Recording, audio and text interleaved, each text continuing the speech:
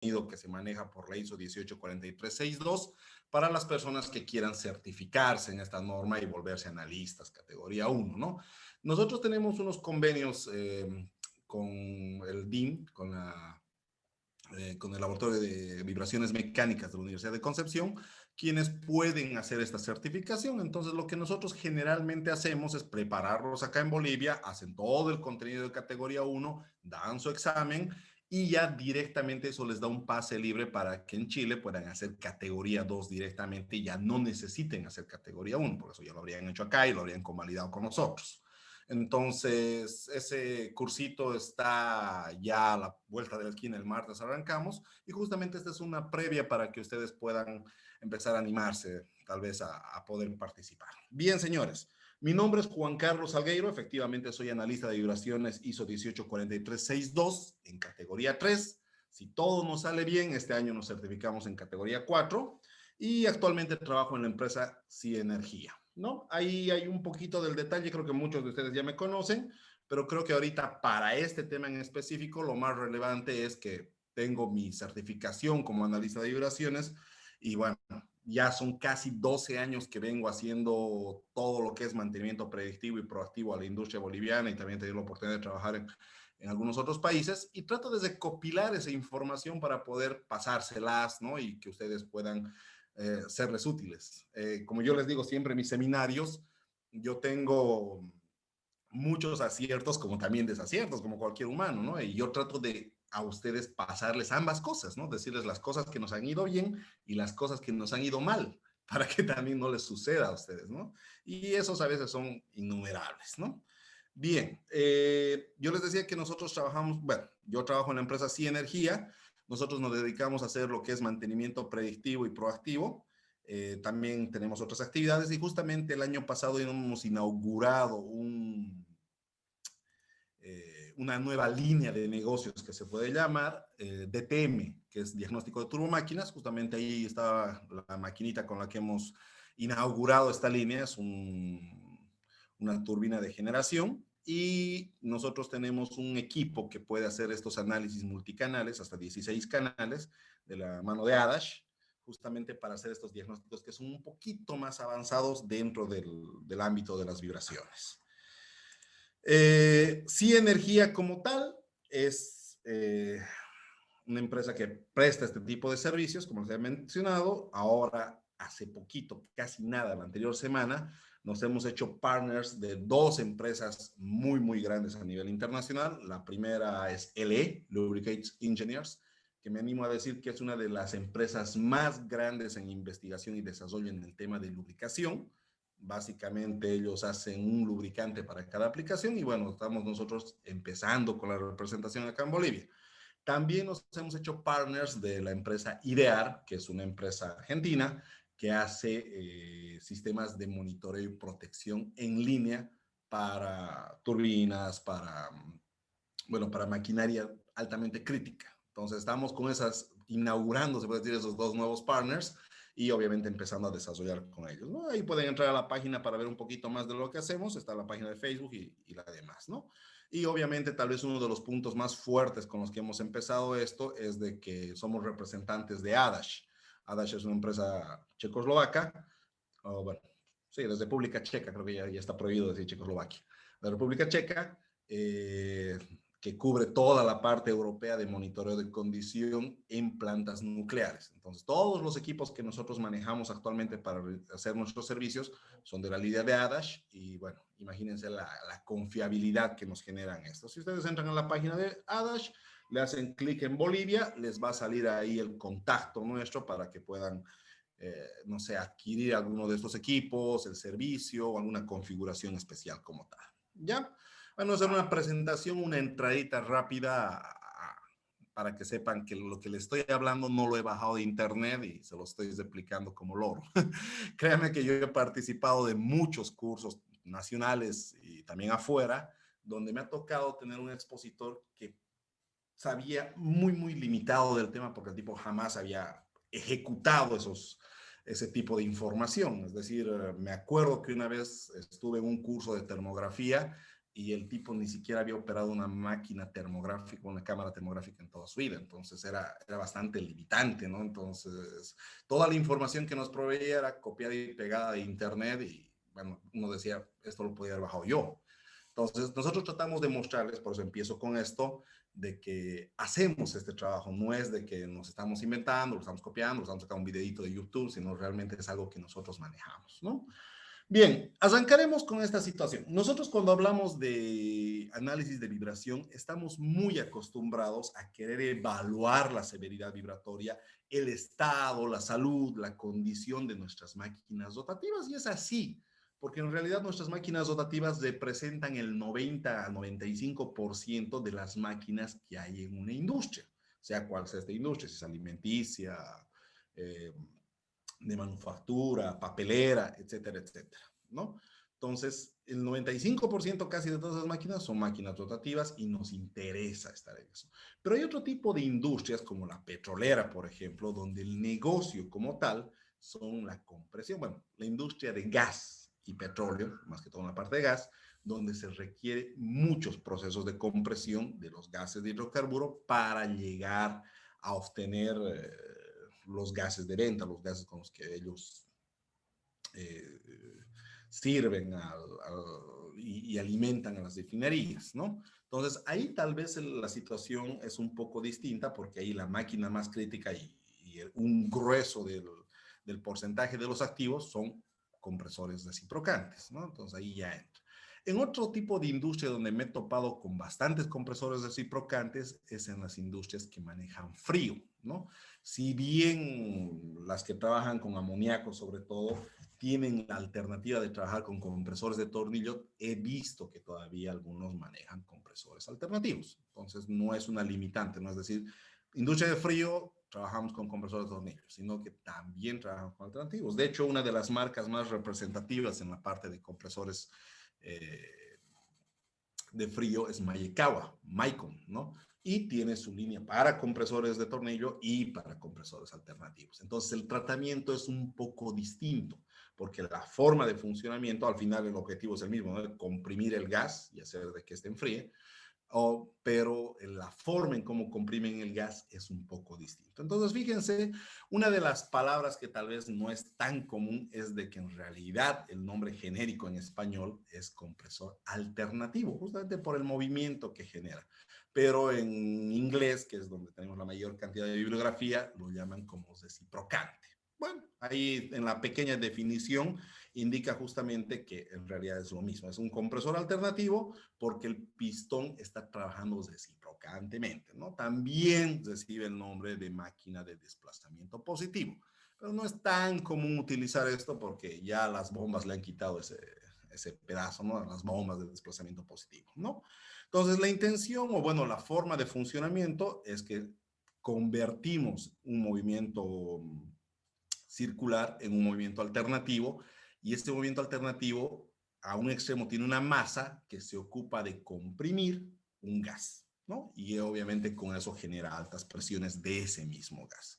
Entonces, ahí tenemos varias fuerzas que están atacando, o sea, la fuerza de inercia de ese cigüeñal, las tensiones que se producen en esa biela, el pistón que está haciendo un esfuerzo, ¿no? Al transformar la energía y al empezar a comprimir las respuestas del gas a la compresión y el movimiento como tal. Entonces, todas esas fuerzas van a generar de alguna u otra forma vibraciones, ¿ya?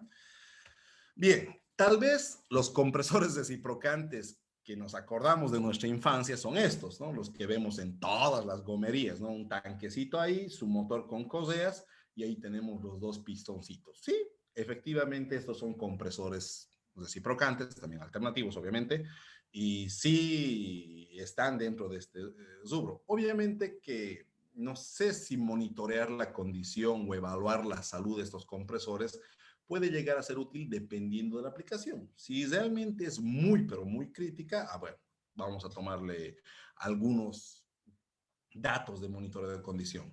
Pero si no es muy crítico, entonces como que vamos a tener que pasarlo a otro tipo de mantenimiento, ¿no? Ahora, este compresorcito, sobre todo el de la derecha, el negro que se ve ahí, es uno de un pistón nomás, un monopistón, es tal vez uno de los más comunes y se utiliza incluso hasta de forma domiciliaria, ¿no? O de forma médica en el tema de los dentistas y demás. Y es uno de los más sencillos. Y obviamente, pero ahí en la aplicación no es tan crítico, no trabaja tantas horas. El gas que comprime no tiene unas necesidades de pureza ni tampoco una precisión en la presión que va a sacar, ¿no? Entonces, como que es un compresor por ahí. Pero esta misma configuración, ese mismo compresor, en otros procesos donde está pasando algún gas especial, ahí sí torna otro tipo de criterio de evaluación, ¿no? He estado en una planta el año pasado, en noviembre, bueno, hace 2 meses atrás, una planta petrolera, una refinería, donde tenía 3 de estos compresores, pero de más pistones. Uno tenía 3 pistones y el otro tenía 5 pistones, pero más o menos con la misma configuración y de este mismo tamaño. Pero en esa planta estos equipos sí eran ultra críticos. Fallaba eso y prácticamente la planta paraba. Así de este tamañito con motores de no más de 15 kilovatios. Parte fundamental del proceso. Pero si fallara en una gomería, créanme que no sería tan impactante como tal. Bien, pero ahora ya entremos a la parte industrial. Por ejemplo, aquí ya tenemos los compresores reciprocantes y se van a dar la cuenta en la diferencia como tal. Estos ya son compresores reciprocantes de producción de frío, ambos, ¿no? El de la izquierda es Sabroe, que también es otra de las líneas más conocidas, se puede decir, en producción de frío, y el de la derecha es un Frick, si mal no recuerdo. Entonces, acá ya no estamos comprimiendo aire, aquí ya estamos comprimiendo amoníaco para producción de frío. Entonces, estos equipos ya están manejando fluidos mucho más valiosos, mucho más críticos, que no se pueden perder, que necesitamos cierta precisión en la presión que nos generan y obviamente necesitamos que sean confiables. En las plantas petroleras tenemos este otro tipo de configuraciones. Esto, por ejemplo, es un motor de combustión interna, la parte amarilla que se ve ahí, que está accionando o está acoplando a un compresor de 4 pistones, horizontal. Entonces, este es un compresor de proceso en una industria de gas y petróleo. Ahí sí se pone un poco más relevante, aunque generalmente las plantas petroleras tienen el stand-by de este, ¿no? Pero de todas formas, solo como dato, este es el que genera el gas para que nosotros podamos ocuparlo, ¿no? En nuestras casas, en nuestros vehículos, en la industria, etcétera, etcétera, ¿no? También en las estaciones de servicio tienen muchas veces esta configuración, ¿no? Tener un compresor alternativo, compresor reciprocante. En algunos casos, como lo que dice ahí la marca Galileo, tienen como accionamiento motores de combustión interna, pero en otros casos con un motor eléctrico es más que suficiente, ¿no? Pero dependiendo del tema. Lo interesante en algunas plantas petroleras y de gas es que muchas veces utilizan el mismo gas que se está comprimiendo para accionar el motor. Entonces ahí ya es como un sistema autónomo, se podría decir. No necesitamos ni siquiera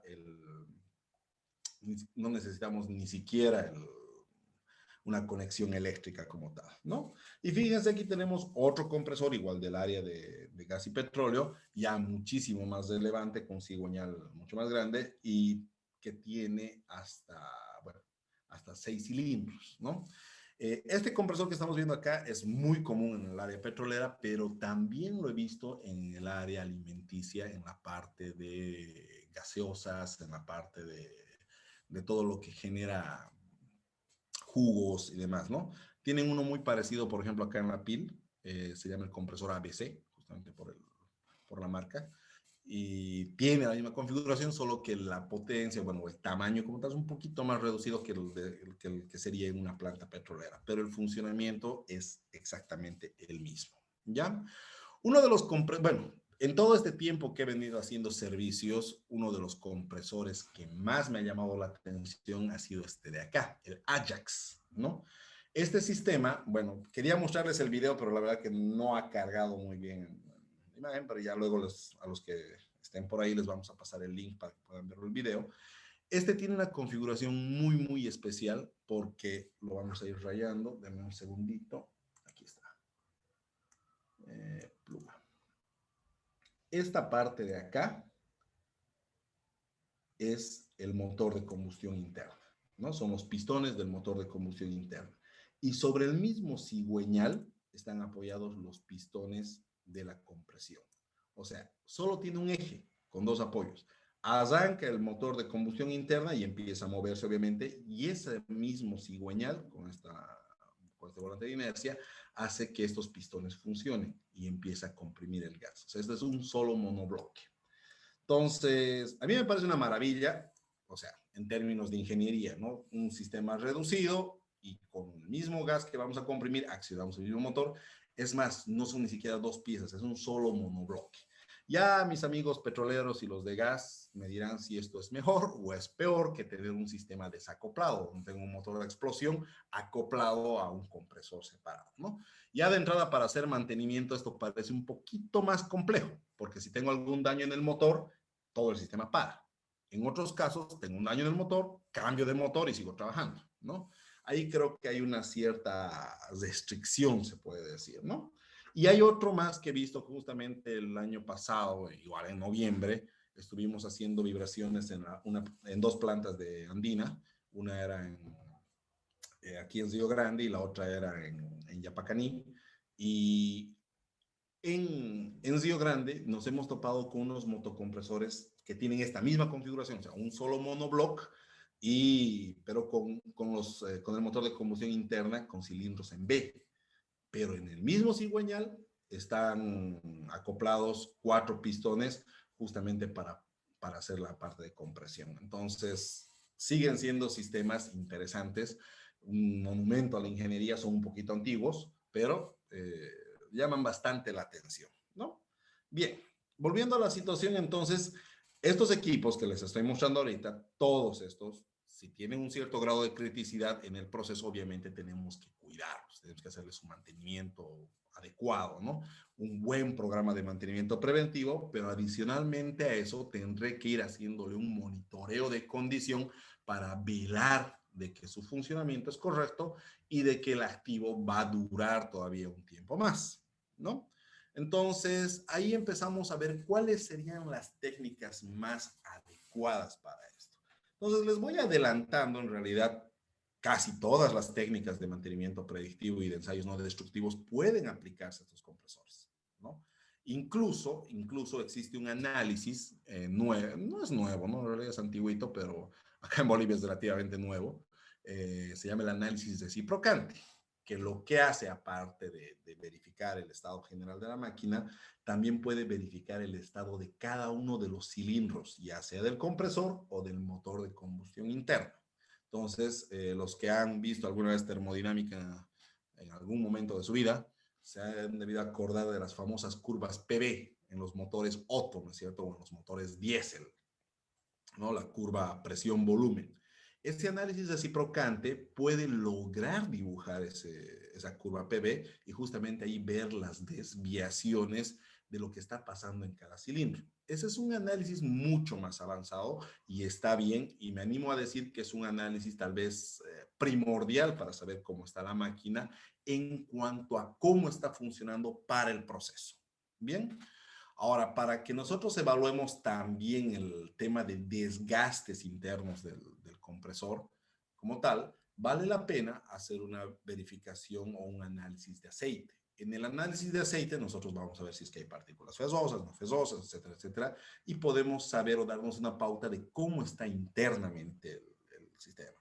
Si he aplicado algún tema de soldadura o estoy teniendo alguna situación de alguna fuga o alguna eventualidad en la parte estática, en el block del compresor, un ensayo no destructivo como una tinta penetrante, una partícula magnética, una radiografía tal vez en los pipings, puede ser muy útil también para complementar la salud. O para saber la salud de esta máquina, ¿no? Y ahí justamente entran las vibraciones, pero aquí tengo que ser un poco más selectivo porque a diferencia de las máquinas rotativas, en los compresores voy a poder ver una parte del panorama. No es que voy a poder verlo todo, ¿no? En máquinas rotativas, venimos a decir una bomba, por ejemplo, o un motor eléctrico, ¿no? Yo con vibraciones casi cubro el 90% de los posibles fallos, o sea, los puedo detectar el 90% de los posibles fallos. Pero en la parte de compresores es un poco más limitado, ¿no? No puede sacar el 90%. Mínimo es decir, que agarre y se centre en un 60, 50% de los fallos que podría llegar a tener un compresor, ¿no? Es un poco más limitado y ahí sí tengo que complementar con otras técnicas como el análisis de aceite, los NDTs y el análisis reciprocante como tal, ¿no? El análisis reciprocante se hace con otro equipo totalmente distinto y es otra tecnología, pero tiene un pequeño apartadito de vibraciones también por ahí. Bien, ahora, ¿cómo yo evalúo? Tengo ahí mi compresor reciprocante y quiero saber si está bien o está mal. O sea, necesito saber eso. Pongámosle que ese compresor está trabajando 30 años, le hemos hecho 2 overhauls en esos 30 años y queremos certificar la salud de ese compresor. Entonces necesitamos inicialmente una instancia que nos diga qué está bien y qué está mal. Generalmente nosotros deberíamos confiar en lo que nos diga el fabricante. No, el fabricante te dice, ¿sabes qué? Mi compresor puede trabajar hasta 30 milímetros por segundo. Entonces, para nosotros el límite es 30. 30 para arriba está mal, 30 para abajo está bien, ¿no? Plantémoslo así, ¿no? Entonces, pero en nuestra realidad boliviana, y tal vez en muchas partes de Latinoamérica, tenemos la limitante de que no contamos con esa información de vibraciones.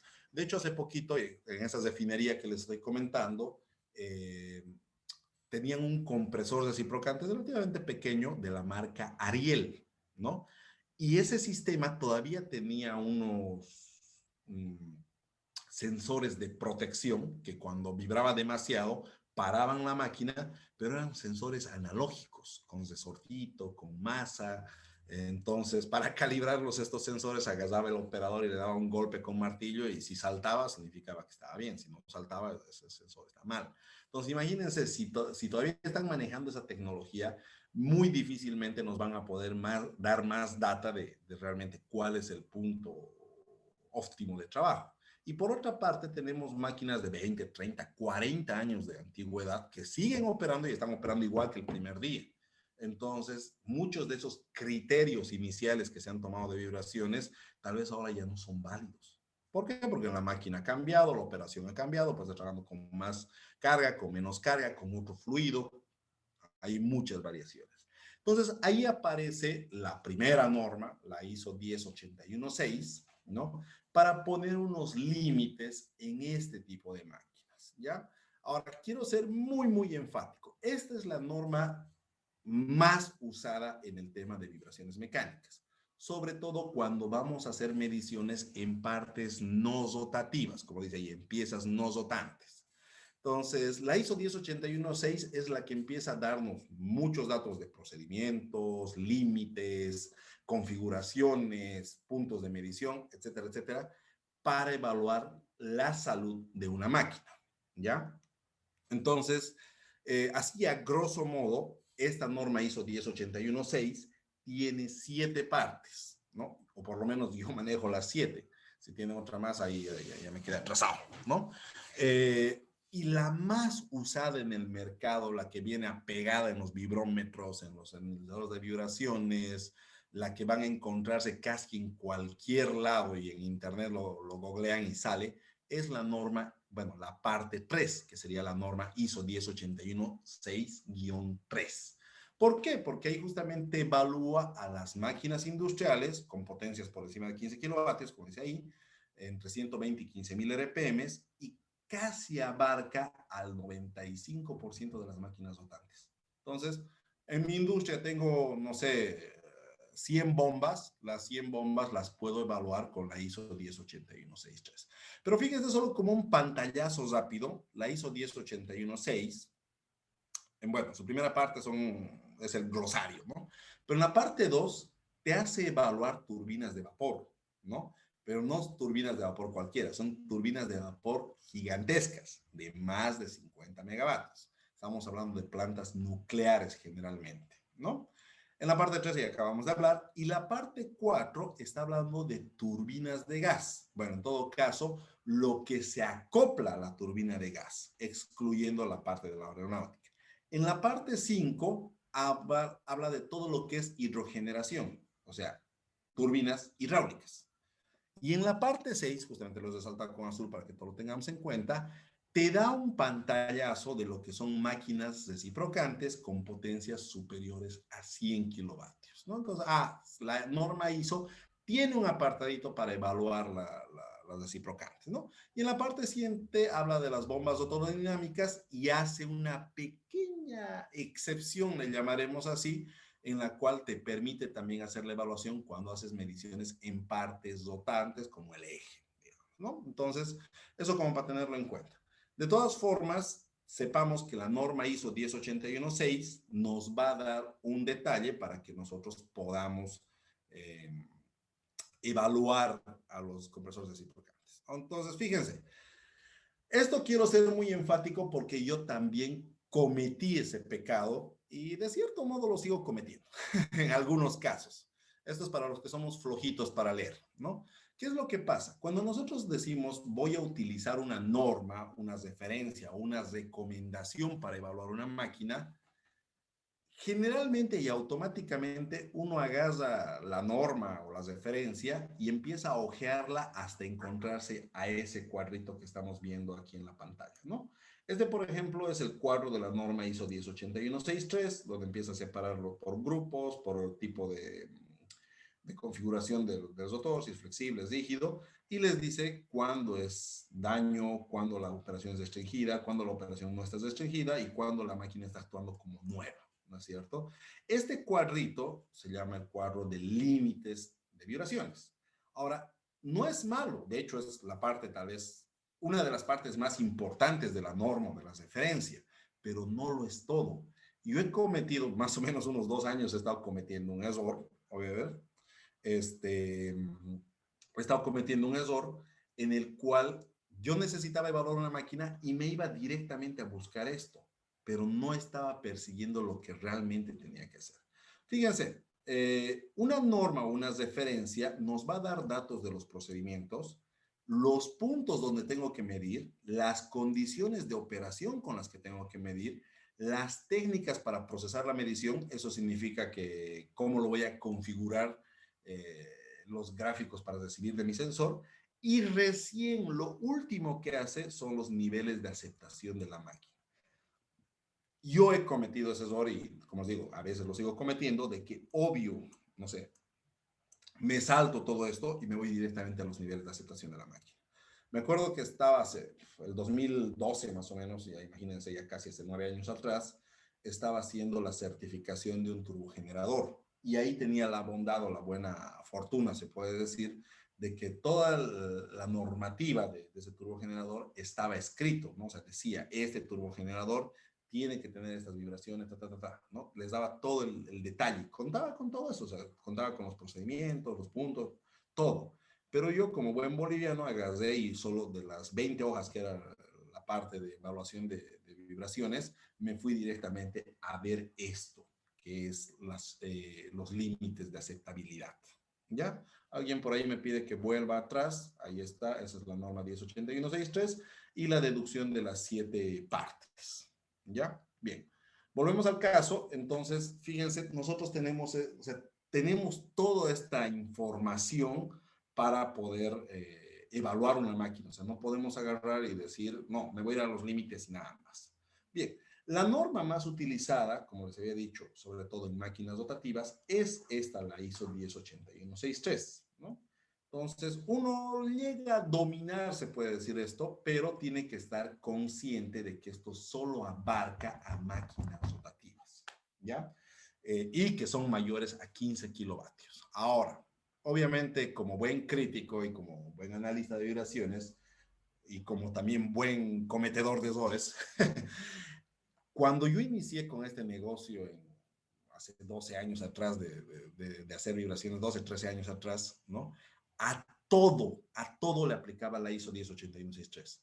Incluso llegué a medir tuberías y decía, uy, no, la vibración está alta porque la norma dice que está alta, ¿no? La norma ISO 108163. Medía la fundación o la base de una máquina, o sea, el piso, digamos, el grouting, y decía, uy, la vibración está baja o está alta según la norma ISO 108263. Me tocaba hacer la verificación de un motor a explosión y usaba la ISO 108263. O sea, esos errores los he cometido hace 13 años, más o menos, 12, 13 años, ¿no? pero luego ya uno tiene que leer hasta la letra chiquita de la norma. Obviamente cuando uno se va certificando, le obligan a leer la letra chiquita de la norma, y ahí dice, no, esto va de aquí a acá, ¿no? También otro error común que yo he cometido, por ejemplo, de evaluar con la norma, con la ISO 108163, máquinas pequeñas, máquinas de 1 kilovatio, máquinas de 1 HP, ¿no? De 2 HPs. Y la norma es clara, te dice, voy a trabajar de 15 kilovatios hasta 50 megavatios. Pero antes de eso, yo no te amparo. Después de eso, tampoco te amparo.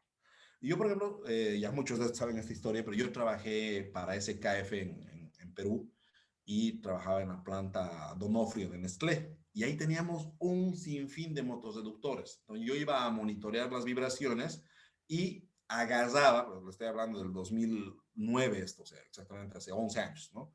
En el 2009, y agarraba mi normita ISO 108163 y en base a eso decía, este reductor está bien, este está mal, este está bien, este está mal, ¿no? Pero son errores que se cometen porque no se puede aplicar la norma y la norma es clara, de 15 kilovatios para arriba. Entonces, ahí la norma ya no nos ampara. Entonces, hay que tener mucho cuidado y justamente acá, en el punto de procedimientos y en el punto de condiciones de operación, es donde te dice qué es lo que puedes y no puedes medir. Pero si yo me enclaustro en que esta es la tablita clave del éxito, bueno, voy a tener siempre alguno que otro problema. Bien. Ahora, vamos a centrarnos a hablar directamente de la ISO 108166. Las otras, la parte 2, la parte 4, 5 y la 7, las dejamos para otro seminario. Pero en este caso, para otro webinar.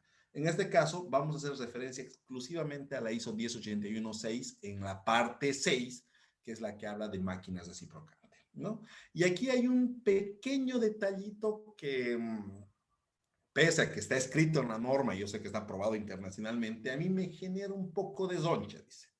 Los motores alternativos, o sea, me está hablando de los motores de combustión, los motores de explosión, y los compresores, bueno, están dentro de este grupo, que son los que se caracterizan por las masas que avanzan y retroceden, ¿no? Efectivamente, un motor a explosión tiene ese comportamiento de tener pistones y el pistón sube, baja o va de un lado a otro, ¿no? Entonces cumple con el criterio de que es una máquina alternativa.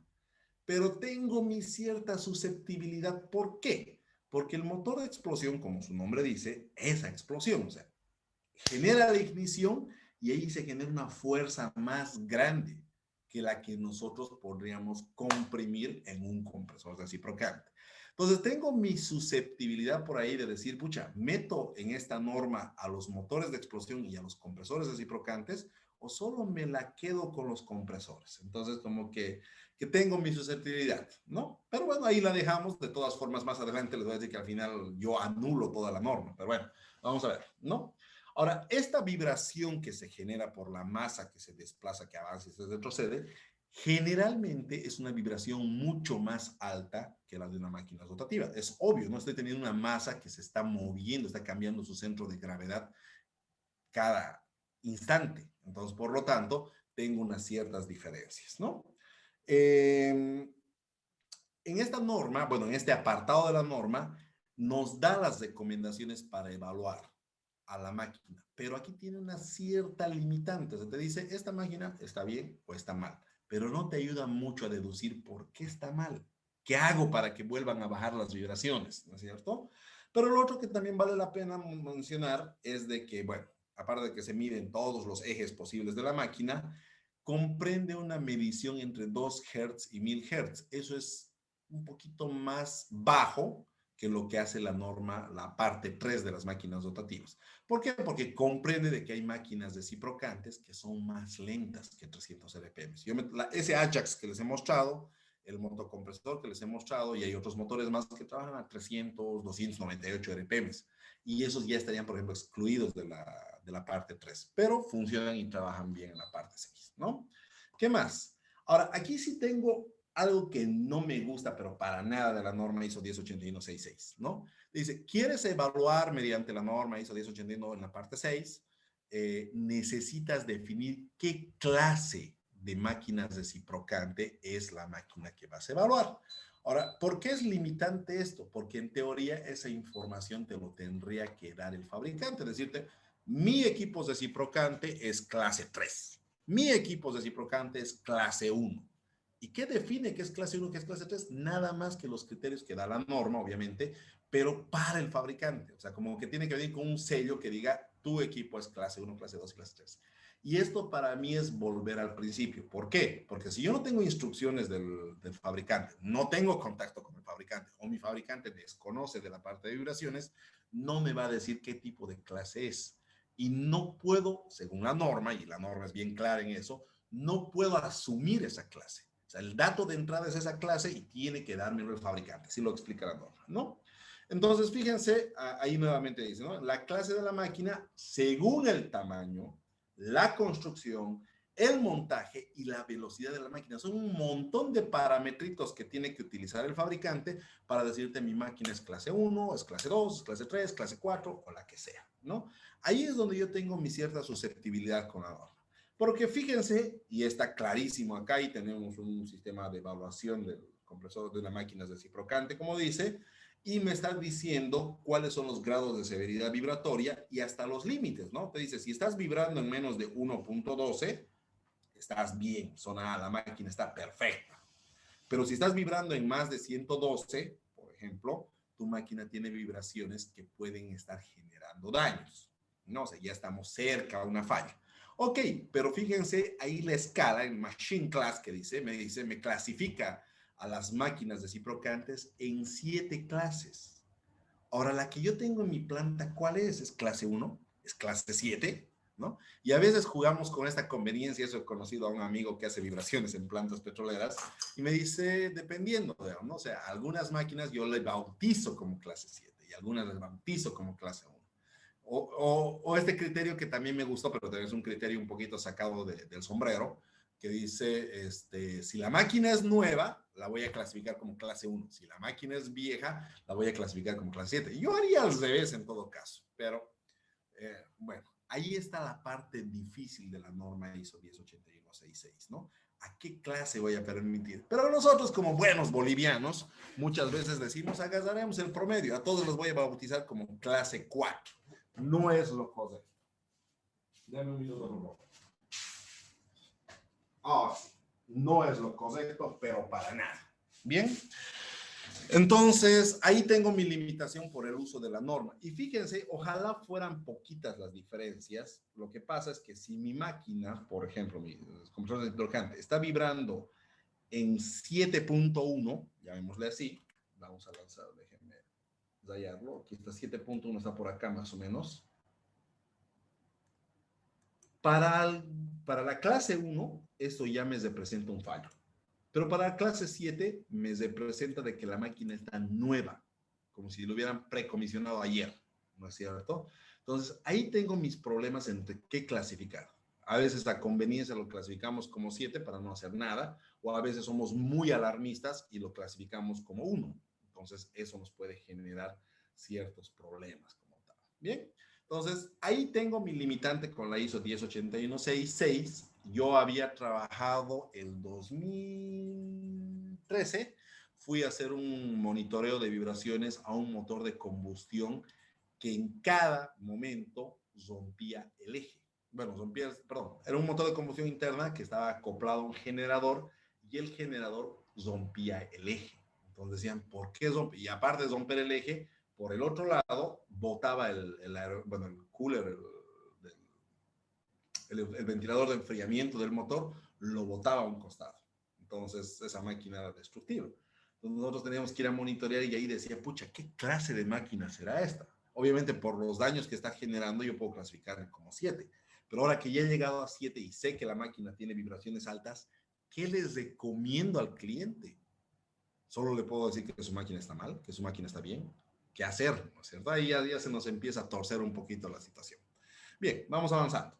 Entonces, ante esta necesidad de que la ISO 108166 tiene ciertas, no sé si limitantes, porque en el primer mundo supongo que esto está más que, más que claro, pero para nosotros que tenemos máquinas un poquito antiguas, que les hemos hecho overhauls, que les hemos hecho adaptaciones y demás situaciones, como que nos aleja, ¿no? De decir cómo está la cosa, ¿no? Aparece un ente que se llama el Foro Europeo de Compresores Reciprocantes, FRC, que nos ofrece un documento en el 2012, fíjese ahí dice mayo del 2012, que para mí hasta la fecha está más que vigente, ¿no? Ahora, yo he tenido muchas discusiones con otros amigos analistas que me dicen, no, tiene que ser una norma. Bueno, esta no es una norma, sino es una línea, pero que se basa en normas y que justamente te desrestringe todo lo que las normas te restringen. A ver, analicémoslo un poquito, ¿ya? Primero, la FRC del 2012, y los que participen en el curso de vibración se los voy a pasar toda la FRC, pero ahí está, regalo, entrense a Google, le ponen FRC y compresos le ponen 2012 más y les va a salir en PDF este tema, así que no necesitan ni siquiera que les pase, o sea, está libre, es acceso libre de internet, se lo pueden sacar. Ahí da todos los lineamientos para evaluar un compresor reciprocante. Y esta parte es la que me gusta y distingue de la norma ISO 108166. Esta se aboca en compresores. No te toca los motores de combustión interna, no te toca nada de eso, ¿no? Simplemente se crea sus fronteras en el compresor, ¿no? Y si ustedes analizan este documento, tiene solo tres partes. Las definiciones, la forma de medir y los criterios de vibraciones. Y tiene tres apéndices más o tres anexos que justamente les habla de cómo medir o cómo procesar los datos de medición, cómo programar su ruta de vibraciones, el tema de cómo montar los acelerómetros y qué acelerómetros utilizar y cómo hacer el postprocesamiento, que en realidad eso es algo medio que ya estándar, pero bueno, lo menciona ahí, de cómo agarrar los datos y generarte una onda de tiempo, un espectro de vibraciones y obviamente cómo interpretarlos, ¿no? Entonces, a mí me gusta mucho la FRC y de hecho desde que salió desde el 2013 yo la estoy ocupando a full, pese a que tengo algunas discusiones, hay gente que no lo gusta y demás situaciones, yo sigo anotándome que tiene más información que la ISO 108166. Solo con esto lo voy resumiendo. La ISO 108166 son 4 hojas, donde está full información, pero informaciones algunos muy superficiales. La FRC tiene alrededor de 20 hojas, entonces tiene mucha más información y más detallada como para poder tener más criterios de qué avalar y de qué no avalar. Bien, notas relevantes de esta referencia, llamémosle, que es la FRC. Y fíjense, dice, el objetivo del FRC es una plataforma para facilitar el intercambio de información entre los proveedores, los operadores, los científicos que trabajan en el campo de compresores alternativos, etcétera, etcétera, ¿no? Entonces, no te está diciendo yo soy una norma que está escrita en piedra, sino te dice yo soy un ente que te va a facilitar la información que estás retroalimentándose todo el tiempo, ¿no? Ahora, lo que hace la FRC, y esto es la parte que me gusta mucho, aporta con sus investigaciones a normas ya conocidas, como la API 618, la ISO 13707 y la ISO 10816, que es la que acabamos de ver. O sea, la FRC como institución no es una institución aparte que hace sus experimentos en compresores reciprocantes y nada más, sino que aparte de hacer la recolección de información, de generar su propia investigación y desarrollo, también aporta las normas en tratar de ¿cómo se dice? Actualizarlas y estandarizarlas para su uso, ¿no? ¿Qué más? Las directrices del FRC, fíjese, y esta es la parte que más me gusta del compendio nos dice, son una extensión de la ISO 108166, porque esta parte de la ISO solo se refiere a la vibración de la estructura principal del compresor, ¿ya? Entonces, es como que te dice, utiliza la 108166, belleza, pero cuando hables del compresor, dale unos cuantos toques más. Y estos toques te voy a dar el lineamiento justamente ahora, ¿no? Ahora, ¿qué más? Vamos a empezar diciendo qué pide la FRC para evaluar un compresor. Lo primero de lo primero es que nos dice, vas a medir niveles globales de vibración. O sea, el referente aquí y el punto para evaluar son los niveles globales. Y lo que hace interesante, a diferencia de la norma ISO 10816-3, es de que te dice, medilo sí o sí en velocidad de vibración y obviamente medirlo en RMS. Estas notitas, estas tres letras a mí me genera un montón de confianza. Ya les voy a explicar en otra ocasión el por qué. Pero ahorita sí me voy a generar con esta situación de que se quede en RMS. Pero me dice, También tomarle un espectro de vibraciones y si en el espectro de vibraciones tú encuentras frecuencias por debajo de 10 Hz o lo que son 600 CPM, ¿no es cierto? Tómale también desplazamiento de vibración. La única situación es que aquí les pide que el desplazamiento lo tomen en milímetros y no en micras como es que generalmente está acostumbrado un analizador de vibraciones. Eso no hay mucho problema, me animaría a decir, ¿no? Ahora dice, si tienes frecuencias por encima de 200 Hz, también toma la aceleración de vibración en el MS y puedes guardarlo en milímetros segundo cuadrado o en Gs, pero sugiere mejor en milímetros segundo cuadrado. En realidad son unidades equivalentes, ¿no? Entonces, fíjense, aquí tengo un espectrito y aquí está mi línea de 200 y aquí está mi línea de 10. Donde dice, pillas algo antes de 10, aplicas esto. Pillas algo, y aquí tengo, después de 200 y aplicas esto, ¿no? Y lo más importante, todo en condiciones de operación nominal de la carga. Aquí la FRC y la ISO 108166 levantan la mano cuando vas a trabajar en vacío, porque el vacío indica en compresores reciprocantes no necesariamente te va a dar la información lineal de lo que va a pasar con carga. Entonces, te sugieren mejor meterle nomás carga, preferentemente a full carga o al 100% de carga. Si no puedes llegar a eso, por lo menos a un 80% de carga. La norma ISO 108166 dice a un 80% de carga. La FRC como que se va un poquito más a 100% de carga sí o sí. Bien. Entonces, dicho esto, yo tengo que saber que mi equipo con el que voy a tomar vibraciones tiene que poder medir velocidad de vibración, aceleración de vibración y desplazamiento vibratorio. Tengo que poder hacer esas tres cosas. Y también tengo que estar consciente de que tengo que hacer las mediciones en rangos de frecuencia distintos, ¿no? De 0 a 10, de 200, en este caso hasta 500, y de 10 hasta 200. Aquí utilizo velocidad, aquí utilizo aceleración y aquí utilizo desplazamiento. Ahí ya tenemos una diferencia muy, pero muy marcada con lo que sería la norma ISO 108163, que solo se rige a velocidad y a alguna que otra máquina de desplazamiento, alguna que otra. ¿Ya?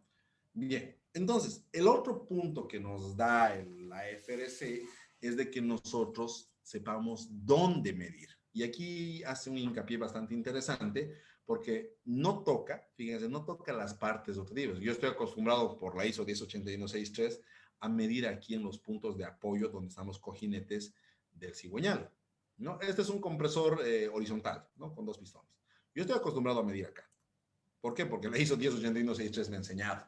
Pero la FRC y la ISO 108166 te dicen, no, hay otras partes estructurales del compresor que son más representativas. Llamémosle las fundaciones, llamémosle el frame, ¿no? Que es la tapa, la parte superior, las esquinas del frame. El cilindro como tal, lo veré tanto en la parte top, en la parte del cobertor del cilindro, ¿no? Como también en la parte lateral. No lo estoy viendo acá, pero bueno, también hay una solicitud, bueno, les voy a mostrar más adelante, también hay una necesidad de medir en el lateral del cilindro. Entonces, yo ya estoy ampliando mis puntos de medición y con eso también voy a obtener mucha más información. Mientras más información tenga, más o mejores decisiones voy a tomar. Entonces, esos tal vez son los compresores alternativos más comunes en la industria y también en la parte petrolera y de gas y petróleo, ¿no? E incluso ahorita que estamos full con el COVID, el anterior año para la cuarentena, final de la cuarentena, tuve varios clientes que querían reactivar sus plantas de oxígeno, ¿no? Entonces, hospitales, clínicas, incluso una siderúrgica gigante que tenía su plantita de oxígeno, quería reactivarla y nos llamaban para evaluar si sus máquinas están de acuerdo o no están de acuerdo para poder hacer eso, ¿no? Entonces, me ha tocado monitorear, por ejemplo, un compresor hindú, ¿no? Bueno, era Ingersoll Rand el compresor, ¿no? La marca ya la conocen todos, pero era de procedencia hindú y era espectacular. Ese compresor que valía $2 millones, un compresor gigantesco. Y tenía esta configuración que estamos viéndole ahí, obviamente con alguna que otra cosita más que le aumentaba, pero en líneas generales tenía esta configuración, ¿no? Entonces, se aplica perfectamente a ese caso. Bien, vamos avanzando. Este es otro tipo de compresores igual alternativos. Yo personalmente no he visto ni uno. No he visto ni uno, pero tengo un amigo que trabaja en gas y petróleo, en una de las plantas de Chaco, y a esto le llaman los monolitos, ¿no? Los compresores verticales, los monolitos, ¿no? Y fíjense, la situación no cambia mucho. Igual voy a hacer mediciones en la fundación, igual voy a hacer en el frame, igual voy a hacer en los cilindros, ¿no? Y me piden en algunos otros casos, ¿no? No, la verdad que ni en internet he encontrado una foto que sea representativa. Como digo, en este caso yo personalmente en mi vida nunca he medido un compresor vertical y tampoco lo he visto, pero debe haber, ¿no? Los famosos monolitos, ¿ya? Pero nuevamente, nosotros tenemos el cigüeñal acá abajo y nosotros estamos acostumbrados a medir aquí en vertical, en horizontal, en axial, ¿no es cierto? Eso es lo que nos enseñó la norma ISO 108163. Pero aquí no, aquí te está diciendo medí en otros puntos que son representativos. Bien, ahora, el criterio de vibraciones. Aquí, igual que cualquier norma ISO 10816, establece 4 rangos de severidad vibratoria. La zona A, B, C y D, ¿no? Donde A en líneas generales es una vibración muy buena, B es una vibración aceptable, C es una vibración marginal o operación restringida y D es una vibración inaceptable. Entonces, esto de aquí, este cuadrito que lo estamos viendo, lo van a ver en cualquier norma de la ISO 1081, ¿no? En la parte 2, 3, 4, 5, en la 7 la van a ver en esta misma configuración. Antes, cuando se utilizaba la ISO 2372 o cuando se utilizaba las tablas de Radbone, las tablas de Blake, ¿no? Ahí sí habían hasta 5 o 6 formas de catalogar, ¿no? El estado de una máquina. Pero ya se ha ido normalizando a 4, ¿no? Estado bueno, aceptable, restringido e inaceptable, ¿no? Pero bueno, ¿no? Corrección urgente o parar la máquina, ¿no? Entonces, fíjense, y esto es lo que me gusta de la FRC, me da un valor para la fundación, ¿no? Me dice cuánto es lo máximo que tiene que mirar la fundación, para el frame, para el cilindro en lateral, para el cilindro en la parte, en el top, en el frente, digamos, ¿no? Para los dampers e incluso para el piping que está cerca de este compresor. O sea, está consciente, y lo vamos a verificar ahorita, de que si está vibrando mi compresor, porque su negocio es vibrar, porque está comprimiendo, generando presión y demás situaciones, el piping también va a vibrar. Y eso es algo muy común en el tema de los compresores, porque el compresor tiene una vibración normal, pero el piping está pues bailando, se puede decir, ¿no? Ahí está, los tubos están con una vibración muy elevada. Entonces, este de acá nos da ese criterio para saber si ese piping está bien o está mal. Y fíjense, se agarra de 2 columnas.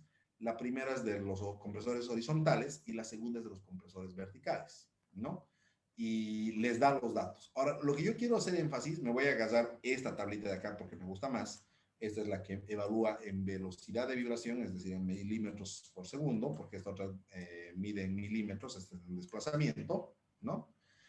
Y fíjense, en la fundación, para yo tener un valor aceptable, no debería pasar de 3 milímetros por segundo en RMS. Pero el piping puede vibrar hasta 19 milímetros por segundo. Entonces aquí ya estoy haciendo un criterio más acertado de distintas partes de la máquina, ¿no? Fíjense, el cilindro en la parte lateral puede vibrar hasta 13 milímetros por segundo, que es mucho más que la fundación, ¿no es cierto? Pero incluso es menos que los dampers. Entonces, si yo voy a medir las vibraciones en un damper y el damper me lo topo con 17 milímetros por segundo, si nosotros lo interpretaríamos con la norma ISO 108163, esa máquina está por reventar. Pero si lo interpretamos con la FRC o su equivalente, la ISO 108166, ahí decimos, no, ese damper tiene vibraciones normales para un compresor reciprocante, ¿no? Entonces, fíjense, aquí nos habla que cuando encontremos en el espectro frecuencias y picos por debajo de 10 Hz, utilicemos esta tabla. Cuando estemos entre 10 y 200 Hz, utilicemos esta tabla. Y cuando tengamos más de 200 Hz, utilicemos esta tabla que en líneas generales nos va a hablar de la aceleración en metro segundo cuadrado aceptable para ese compresor. Entonces, ¿qué hemos hecho nosotros como CIE Energía? Cada que nos toca monitorear un compresor reciprocante para no estar agarrando e ir a medir una vez y luego analizarlo en la computadora y ver si vale la pena o no vale la pena medir en desplazamiento y en aceleración. Agarramos y medimos todo de una vez. Todo, todo, todo, todo. Y ya cuando tenemos los datos en la computadora es mucho más fácil de analizar. O sea, no hay ningún problema ni pena ahí. Eso es importante y el equipo de vibraciones tiene que permitirles hacer eso. Hay equipos que son más restringidos por la memoria, por el número de líneas, por el tema de la configuración del desplazamiento, que no les permiten hacer eso. Pero en nuestro caso, en el ADASH, sí me puedo dar ese lujo de agarrar y medir todo de un solo saque. Todo. Bien. ¿Qué más vale la pena mencionar? Fíjense, y esto es lo que hablábamos nosotros hace ratito, en compresores horizontales, esta es la curva donde se muestra que el punto más elevado, se puede decir, en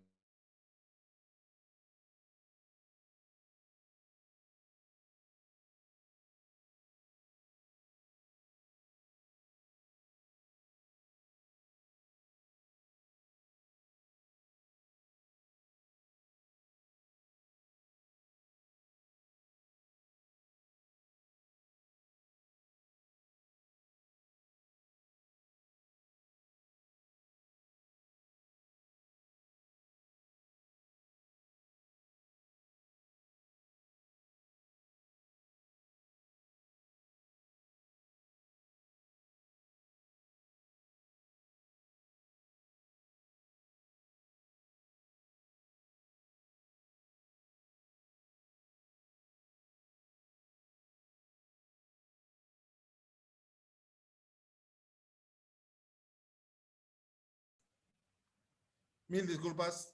O sea, lo que les decía, ¿no? Si vamos a tener un cortecito, tengan la amabilidad de esperar 20 segundos y eso es lo que pasó. Tuvimos un cortecito.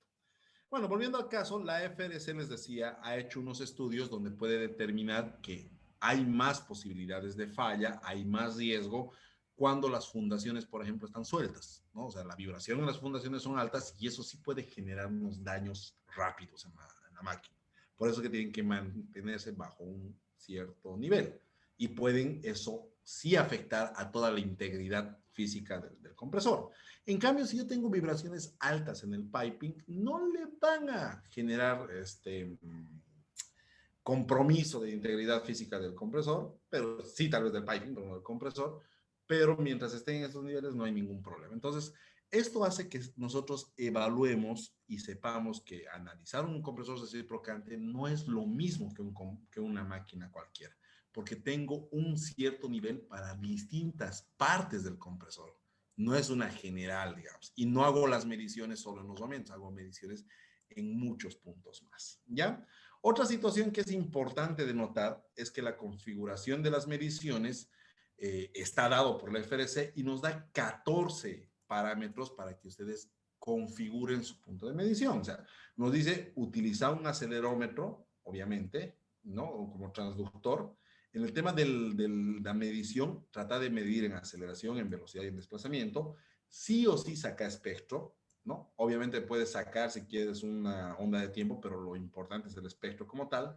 Generate tendencias y esas tendencias tienen que estar en RMS y mejor si lo haces en aceleración, en velocidad y en desplazamiento, ¿no? Y los filtros, ¿no? El primer filtro entre 2.5 Hz y 20 kHz, ¿no? Y te empieza a dar algunos tipos de filtraje de filtros pasaltos y demás, ¿no? Te pide, y aquí es donde, bueno, yo siempre estoy disconforme con algo, pero este puntito de acá no estoy muy de acuerdo, ¿no? Te dice, créate también una tendencia del factor de cresta. Yo al factor de cresta lo he dejado de usar cuando empecé a hacer vibraciones, la verdad. ¿Por qué? Porque en su momento el factor de cresta quería evaluar rodamientos y bueno, ya existen algoritmos que evalúan mucho mejor el rodamiento y el factor de cresta quedó como que atrasado.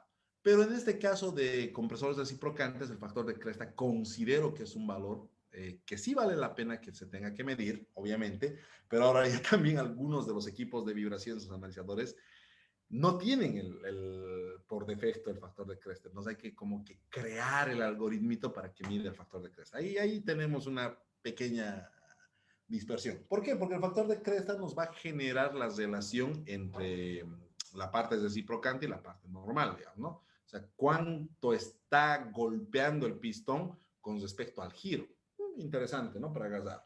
Y bueno, nos pide que hagamos otro tipo de procesamientos, como el tema de demodulación, que hagamos unos ratios de muestras, ¿no? Aquí nos dice hasta cuánto, las longitudes.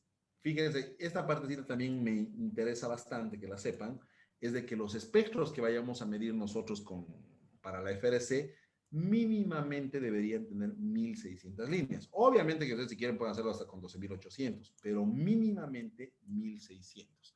Eso ya está limitando a unos cuantos equipos del mercado que no tienen 1600, que tienen 800 líneas. Entonces ahí ya como que tendría que tener mi limitante. Los que han trabajado con ese equipo amarillito, por ejemplo, de vibraciones, un analizador de vibraciones, bueno, yo le llamaría un vibrómetro más grande, ¿no? Ahí tienen esa limitación porque no genera más de 800 líneas. Entonces ya no nos serviría para evaluar con FRC, ¿no? Y bueno, nos dice hasta cuántos promedios, el tipo de ventana que es la Hanning, si te voy a utilizar un filtro de anti-aliasing, aliasing, nunca he podido pronunciarlo bien, aliasing yo lo llamo, ¿no? Y que debería utilizar. Entonces, fíjense, para que yo configure una de esas mediciones en los puntos, tengo que hacerle seguimiento a todo esto. Y aquí está el error que he cometido yo al principio, y obviamente ya no lo cometo más, es de agarrar y ponerle una configuración común y silvestre, como si estuviera monitoreando ¿cómo se puede decir? Como si estuviera monitoreando una bomba o un motor eléctrico, agarra y la frecuencia mínima 600 CPM o 10 Hz, entonces no es lo más adecuado. Ponerle 800 líneas, ya estamos fuera de nivel.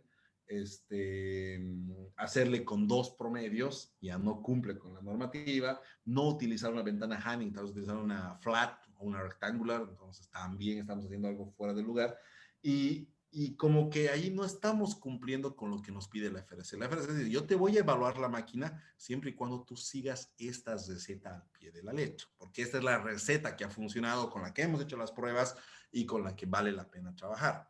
Pero si no la cumples al pie de la letra, entonces estás midiendo otra cosa, ¿no?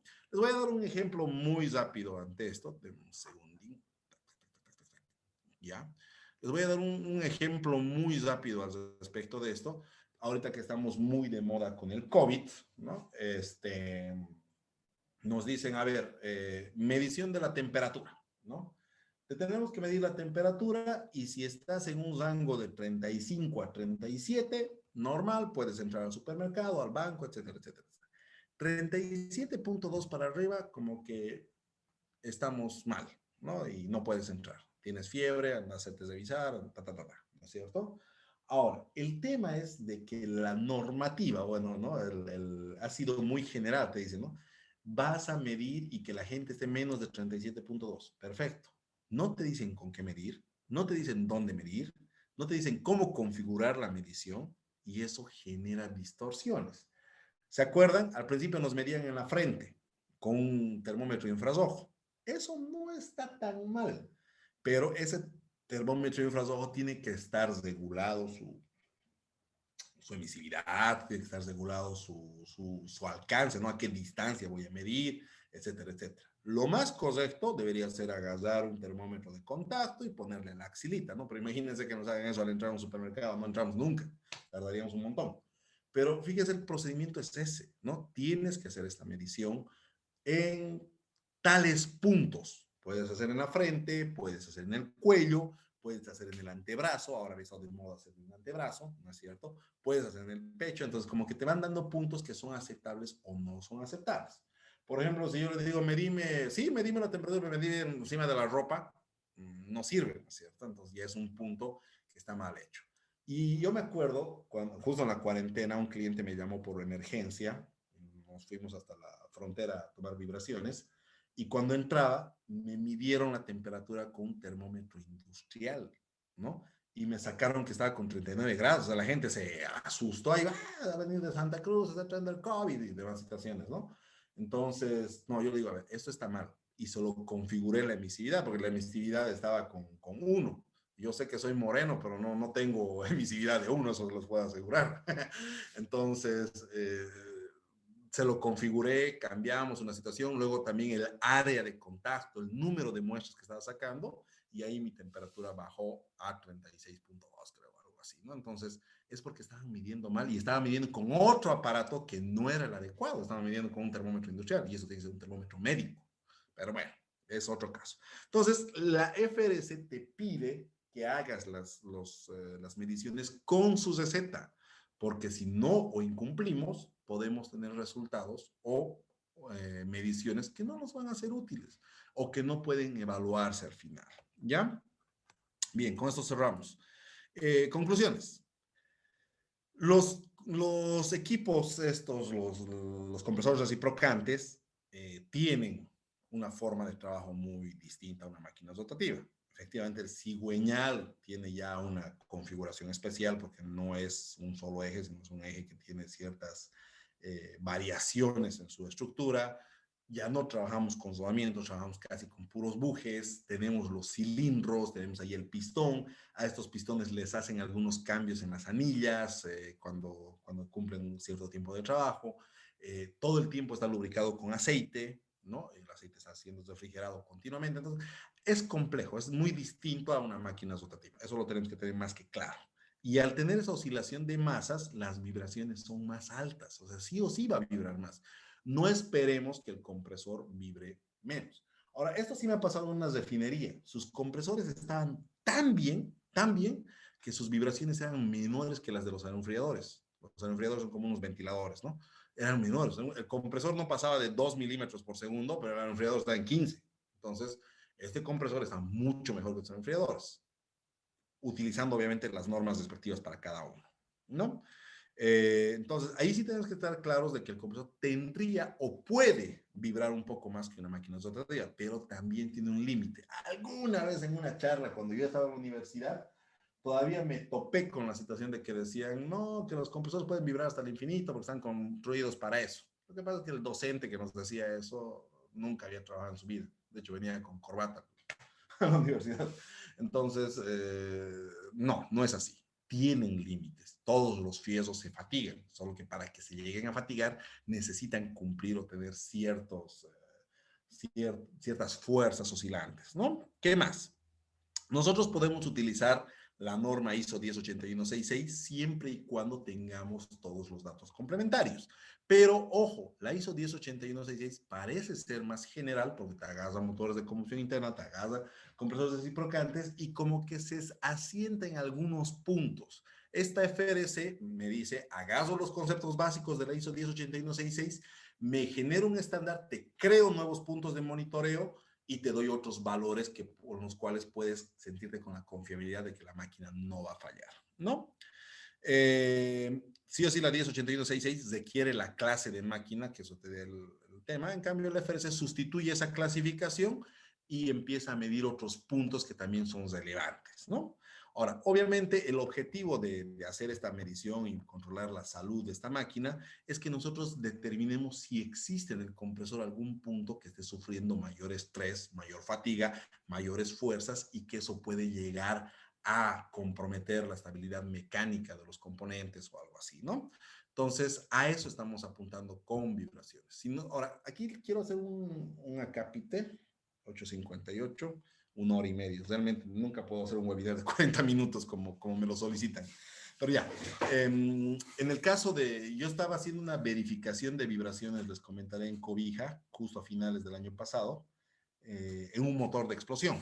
Ya, estábamos midiendo un Caterpillar B3516, creo que es, o 3516B, creo que ese es el código. Bueno, este motor de Caterpillar, yo le empecé a medir la primera vibración y me topé con que estaba con 8 milímetros por segundo. Para mí hasta ahí normal.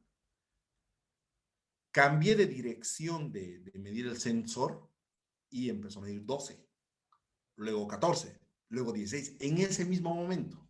Y luego empezó a sonar, ¿no? O sea, había un sonidito así, parece que una bomba, como cuando prenden una bombita, ¿no? De las caricaturas. Yo dije, esto va a reventar. Y en ese momento entré en pánico porque no sabía dónde esconderme, ni dónde escaparme, ni si llevarme mi equipo de vibraciones o quedarme ahí o qué hacer, ¿no? Y había una fuita, y no sabía si era de gas, si era de aire, o sea, me asusté bastante. ¿no? Y las vibraciones, más bien logré grabar toda esa subida de vibraciones, pero se estaban grabando y subía y subía y subía y ¡pum! Paró la máquina. ¿Qué pasó? El turbo, bueno, tiene dos turbocompresores pero un turbocompresor había tenido una pequeña fisurita en uno de los álabes. Bueno, pequeña le diremos porque en las primeras pruebas no se manifestó, pero en las siguientes pruebas empezó a hacer y se destrozaron los álabes. Salió en pedazos ese compresor, ese turbocompresor, ¿no? Y interesantemente, cuando estás midiendo las vibraciones, detectas que está subiendo.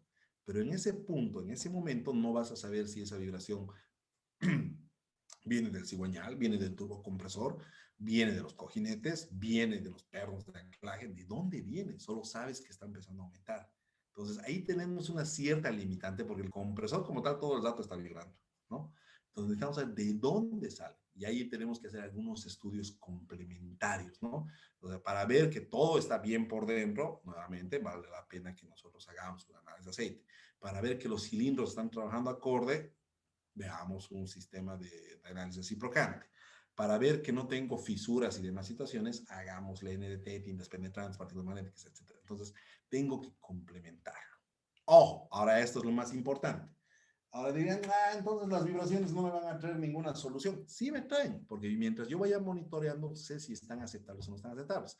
Lo que me da lugar las vibraciones es que cuando yo encuentro una vibración inaceptable, yo ya tengo que empezar a rebuscar de dónde se está originando.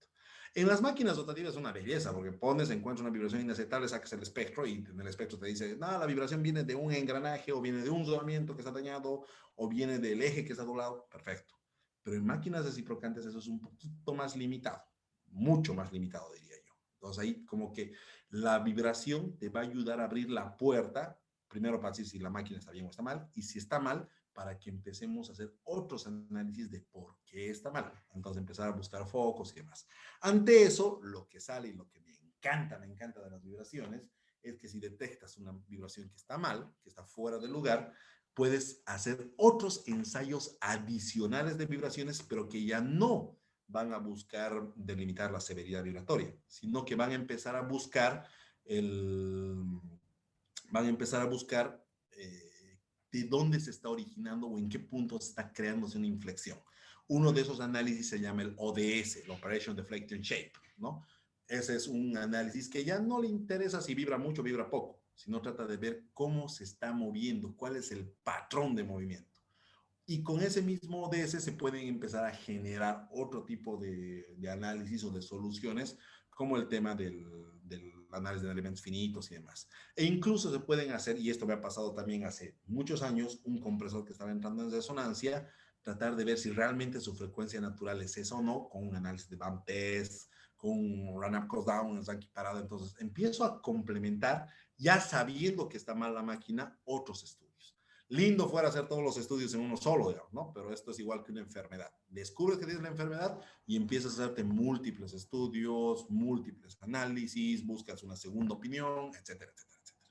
Bien, caballeros, eso es lo que tenía para presentarles el día de hoy y estoy abierto a cualquier consulta que me puedan hacer y nuevamente los invito a que puedan participar del curso de vibraciones categoría 1 que vamos a dar la siguiente semana. Arrancamos el martes y terminamos el sábado. Van a ser 5 días muy, muy intensos de full información y obviamente con el objetivo de prepararlos para una certificación internacional directamente en categoría 2. ¿Qué más les iba a comentar al respecto? Sí. Yo el último curso de vibraciones que lo di el año pasado en el mes de junio, prácticamente hace medio año y un poquito más. Para este año he hecho algunas actualizaciones, de hecho lo he acoplado un poco más al temario de la UDEC para que la gente que se vaya a certificar realmente no encuentre o sea, no obvie ningún tema por ahí. ¿Bien? Lilibet, ¿estás por ahí?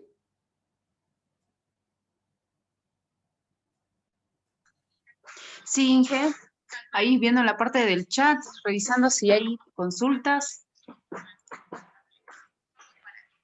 Si alguien que desee, bueno, también los invitamos a levantar la mano y pueda realizar una consulta. Vamos a ir dejando en la parte del chat el enlace para que ustedes puedan solicitar la información, si es que aún no tienen la información de lo que va a ser este curso.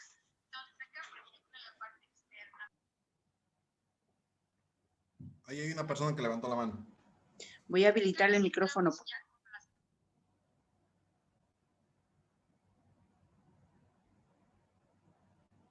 Adelante con su consulta, José. Buenas noches, Lilibet, Juan Carlos, buenas noches. Un Hola, gusto José. saludarlos nuevamente. Quería consultar sobre el tema de, si es posible, verificar tal vez a detalle el desgaste en el tema de compresores, no de las válvulas de admisión y descarga, si hay alguna forma de verificar a través de vibraciones si está llegando a un punto de desgaste para evitar ese defecto, ¿no? Muchísimas gracias por la pregunta, José Antonio. A ver, este dato sí es muy valioso. Cuando se hacen las mediciones en el frame, por ejemplo, no es en la parte de la tapa, llamaremos que está muy cerca de las válvulas de admisión y de escape, ¿no? de cada pistón. Bueno, vamos, bueno, sí, las válvulas de admisión y escape, ¿no? O el damper que le llaman ahí en la FRC. Nosotros podemos evaluar efectivamente si las vibraciones son normales o anormales. Ya eso lo tenemos más que claro. Ahora, el tema es de que cuando encontramos vibraciones anormales, ahí tenemos que empezar a indagar por qué en el frame, por qué en esa etapa nosotros tenemos vibraciones anormales. Entonces, ahí justamente podemos empezar a indicar qué es lo que podría estar ocurriendo. Y ahí entramos, como dices, ¿no? En las válvulas, la culata, etcétera, etcétera. Lamentablemente, mediante vibraciones no podemos llegar a hilar tan fino en esa parte. ¿No? Solo podemos ver si está normal o no normal, o sea, si vale la pena investigar o no vale la pena investigar eso de ahí. Lo que sí te puedo avisar es que si tuviéramos un desgaste o un mal funcionamiento en esa parte del damper, la primera manifestación sería en cuanto a vibraciones. Si tengo una holgura o alguna situación así, se va a demostrar en vibraciones y las vibraciones van a empezar a subir, ¿no? Entonces, ahí sí ya puedo estar dando un direccionamiento a cuál es la falla. Ahora, para saber que realmente hay un desgaste de materiales adentro, creo que la técnica más adecuada sería el análisis de aceite, ¿no? Y para determinar si el mismo cilindro está trabajando bien y si no tiene ningún componente que esté trabajando fuera del lugar, y ahí ya hacer hincapié en todos los componentes internos del cilindro, hasta la parte de la culata, si estaríamos hablando de un motor, ¿no? Tendría que ser un análisis reciprocante, porque el análisis reciprocante ya es un poco más detallado para esa parte específica. En vibraciones, como les digo, primero es hacer la aceptabilidad, este frame está trabajando bien o no está trabajando bien, y si no está trabajando bien, necesito empezar a indagar, hacerle un poquito más de vibraciones, otros estudios, o complementar con otros ensayos, ¿no? Lamentablemente no es tan, como les digo, como les dije en la conclusión, las vibraciones nos ayudan para decir si la máquina entra o no entra a un proceso de análisis, y nos pueden ayudar después de entrar al proceso de análisis a complementar alguna investigación, pero no son tan definitivas las vibraciones en compresores reciprocantes como sería en máquinas rotativas, ¿no? Ahí tenemos una pequeña diferencia. Gracias por la pregunta.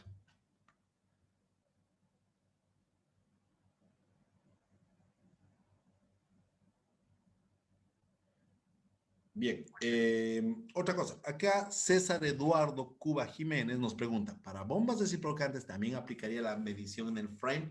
Excelente pregunta, César, y aquí es donde estamos más complicados como tal. A ver, te comento. Para compresores tenemos la FRC, tenemos la ISO 108166, ¿no? Y una API más que está por ahí. Para bombas de desplazamiento positivo, que también son bombas reciprocantes, no hay una norma de vibraciones. O sea, no hay una que diga así es. Yo les comento que me ha tocado trabajar hace muchos años atrás en una planta que tenía 10 bombas reciprocantes. Y me dicen, ingeniero, queremos que nos evalúe si están bien o están mal. Pucha, qué situación, ¿no? Entonces agarro y yo le tomo las vibraciones normales, ¿no? En el motor eléctrico y en los dos lados del cigüeñal de la bomba, ¿no? De los cigüeñales. Entonces tomé los datos y demás situaciones y consulté con unos partners que teníamos internacionalmente y les digo, ¿qué valores tomo para saber si está bien, está mal? Y si está mal, ¿a qué voy a atribuir o cómo interpreto? Eso estaba pollito y esas veces en vibraciones. Y me dice, una de las respuestas que obtuve fue muy interesante. Me dice, yo he trabajado en uno de los partners internacionales, yo he trabajado con un fabricante de bombas de desplazamiento positivo y me ha dado estos dos parámetros, ¿no? Y eran parámetros un poquito más grandes, ¿no? 12.7 y 17, si mal no recuerdo, por ahí, ¿no? Los valores. Y yo, bueno, me sirve, digamos, ¿no? Pero yo le digo, ¿y qué pasa si es que supera eso? O sea, ¿a qué le atribuyo? Porque el funcionamiento de una bomba de desplazamiento positivo es mucho más sencillo que de un compresor reciprocante, obviamente, ¿no? Hasta tiene menos cilindros. Pero ¿a qué le atribuyo? Digo que el cigüeñal está mal, que los bujes están mal, que el rodamiento está mal, que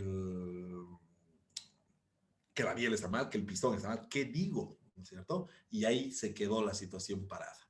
Entonces, hasta la fecha, lo que hemos hecho nosotros con bombas de desplazamiento positivo es evaluar su aceptabilidad o no aceptabilidad. Cuando nosotros denotamos mediante vibraciones que no está aceptable las vibraciones que se están manejando, ahí nosotros proponemos de que se haga una, ¿cómo se puede decir? Contacte con el fabricante. Lamentablemente no tengo ninguna norma en la cual me pueda apoyar y decir, pucha, estos son los valores para bombas de desplazamiento positivo. Lamentablemente, al menos hasta el momento no he pillado, ¿no?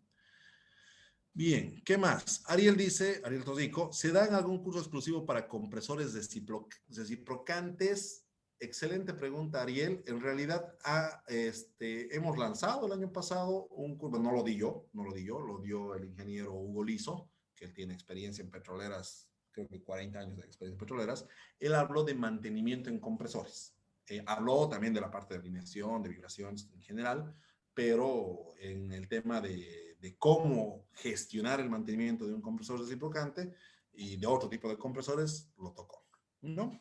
Germán dice, ¿podemos saber con vibraciones el desgaste de un cojinete en una turbina? Bueno, esa es una pregunta un poquito distinta. Sí, las turbinas tienen un montón de normas, ¿no? Y depende cómo las midamos, ¿no? Hay turbinas, las aeroderivadas, por ejemplo, que trabajan sobre rodamientos, entonces ahí podemos saber hasta el estado del rodamiento, ¿no? Porque el sensor se pone ahí y se puede hacer un análisis muy avanzado. Como es una máquina rotativa la turbina, sí me da más luces. Yo puedo saber incluso si está existiendo un latigueo de aceite si es que estuviera trabajando con bujes. Si está trabajando con rodamientos, puedo saber si tiene una falla, un defecto en la pista interna, en la externa, en el elemento rodante, en la jaula. Puedo llegar a ese nivel de detalles con vibraciones en una turbina. ¿Por qué? Porque es rotativo. Entonces, ahí la única vibración ingerente que va a salir es por una falla. En cambio, en los reciprocantes, no. Hay vibraciones porque la máquina está fabricada para vibrar, ¿no? Bien. Ramírez Rodríguez Leonel Aldair dice, ¿en qué caso o en qué momentos uso la carta de Charlotte? Excelente pregunta. Les voy a contar una anécdota antes de responder esa pregunta, ¿ya? Hace muchos años, yo tenía un compañero en la universidad, ¿ya? Y no era de los más ilustrados, se puede decir. Era uno de esos amigos que salen 15 años de la universidad, ¿no es cierto?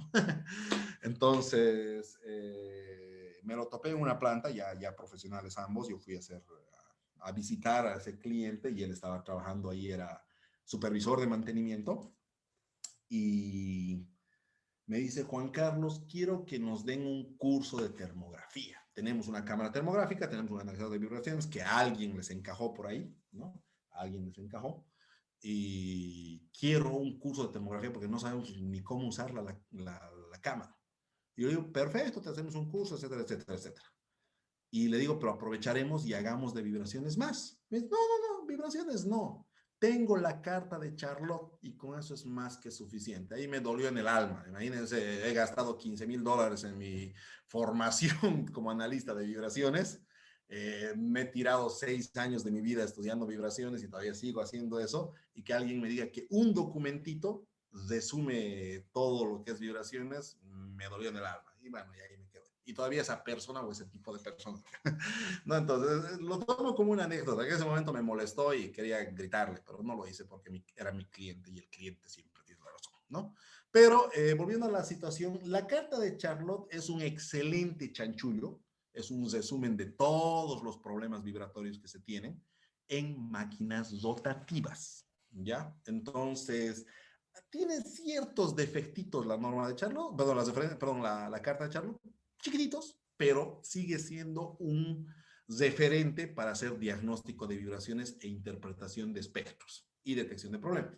Lo malo del formato de la carta de Charlotte es que muchas veces te dice, este es el problema, te dice cómo se manifiesta, pero no te dice cómo solucionarlo. Obviamente que no debería decirlo, ¿no? Pero debería darte alguna luz. En algunos casos sí te dice, esto se puede deber a una soltura y ajuste a los pernos. Ya, buenísimo, ¿no? Pero hay otros casos, por ejemplo, cuando habla de pulsaciones, la carta de Charlotte queda corta, ¿no? Sirve, es un buen recurso, se puede decir, es un buen chanchullo.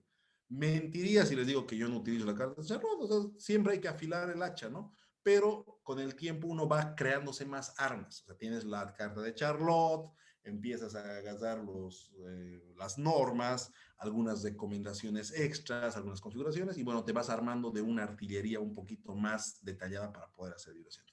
La carta de Charlotte te es muy útil cuando estás arrancando en el mundo de vibraciones, eres un categoría 1 y quieres tener un chanchullo para cualquier rato poder responder ante cualquier espectro. Funciona bastante bien, pero se limita, por ejemplo, a solo hacer vibraciones, espectros, onda de tiempo y alguno que otro caso te habla de fase. Cuando ya quieres hacer algo mucho más avanzado en vibraciones como Renacos Down, BAM Test, FRF, un ODS, etcétera, etcétera, es la carta de Charlotte, queda chiquita, queda chiquita.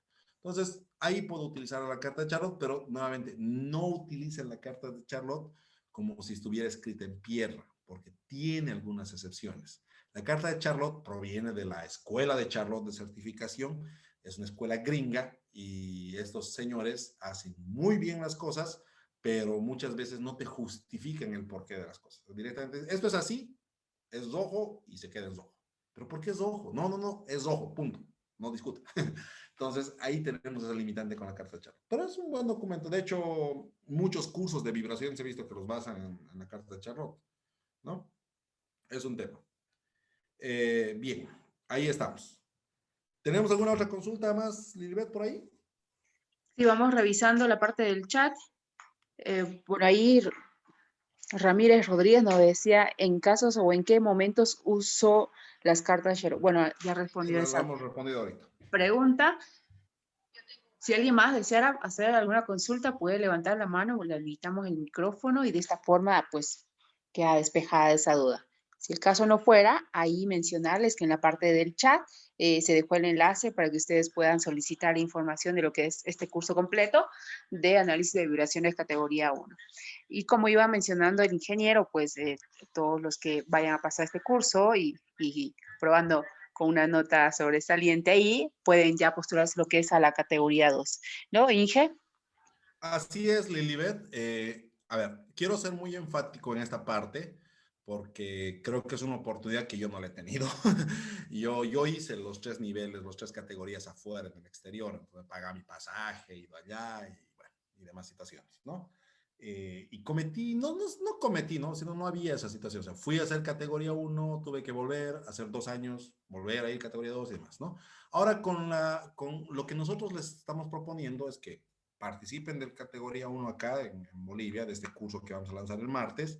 Les vamos a tomar un examen del nivel de certificación y si lo aprueban con una buena nota mayor a 80 en realidad, hay que estudiar para eso y bastante, eh, nosotros les abrimos un file y junto con toditos los que han aprobado este año y el año pasado, lo mandamos a la UDEC, ¿no? Y en la UDEC les van a habilitar para que directamente den categoría 2. Entonces, lo bonito de este año, bueno y malo de cierto modo, es de que la certificación va a ser online.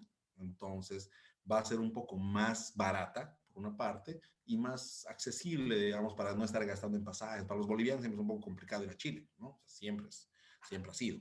Entonces, esa es la ventaja de trabajar con nosotros. Nosotros los mandamos, pongámosle que vamos a tener 10 personas que han aprobado el examen con 80 y que están interesados en certificarse categoría 2. Nosotros los mandamos como parte de Sí Energía de nuestra empresa.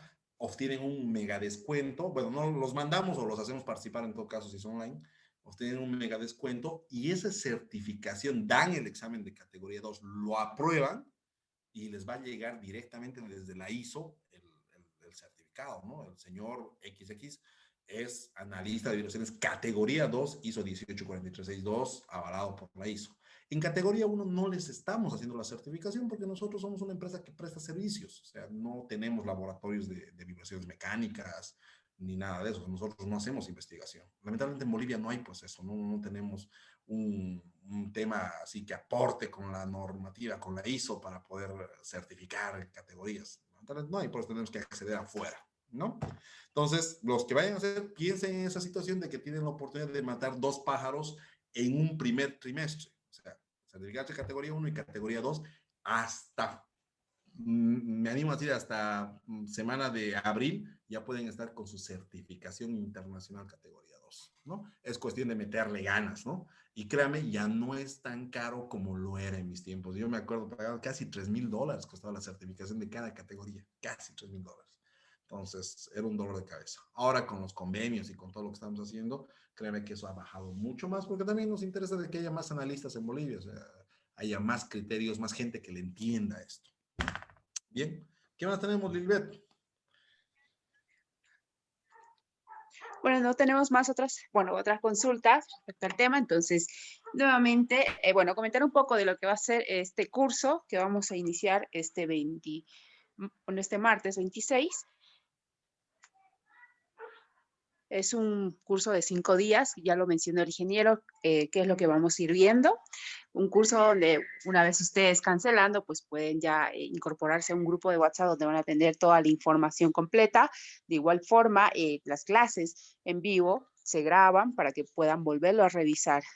Y ahí todo el material digital que se va a ir facilitando, pues esto para que estén constantemente actualizados de la información, y el grupo de WhatsApp permite eso, la conexión con el ingeniero para que ustedes puedan siempre aclarar esas dudas y consultas que tengan, no solo en la parte teórica, ¿no? En la parte práctica en la cual todo se desenvuelve. Entonces, eso, Inge, agradecemos a todos los que nos acompañaron en la transmisión desde Facebook. Vamos a irnos despidiendo de ahí. Bueno, los invitamos a que estén atentos para próximos eventos. Ya se va a ir haciendo la publicación ahí y ustedes, nada, solo seguir a activar sus notificaciones. Gracias. Y ahí ya, con los de Zoom, Inge, todos ya conocen y justo estaban consultando, va a haber el sorteo de la media beca para lo que es este curso. Claro, yo no tengo ningún problema, Lilibet, pero explicarles las reglas, porque el otro día se me quejaron, te cuento, Lilibet, cuando estaban haciendo los temas de deductores, porque decían ¿Ya? algunos, yo escribí en el chat y lo dije más antes. No, creo que ahora la media beca la gana la persona que levanta la mano y responde la pregunta en voz, ¿no? En voz en vivo. ¿Es así? Claro, así es justamente eso. Bueno, sí, vamos a sortear 3 medias becas. La modalidad va a ser que deben levantar la manito. Es importante para ver que estuvieron atentos y pues también veamos esa participación, ¿no? Así que levanta la mano, yo estoy haciendo el seguimiento de la persona, bueno, la primera persona que vaya a levantar la mano y activarle el micrófono ahí como Santos. Bueno, tiene una consulta, imagino, vamos a ver, por favor. Puede activar su micrófono y hacer la consulta antes de pasar ya a la parte del sorteo. Pues que ya levantó para responder la pregunta que va a hacer el ingeniero. Ni siquiera me planteó la pregunta. Sí, creo que no. Si tuviera alguna pregunta, estimado Santos, adelante, ahí está el micrófono activado. Si no fuera el caso, voy a bajar la manito que levantó y nos vamos con la primera pregunta.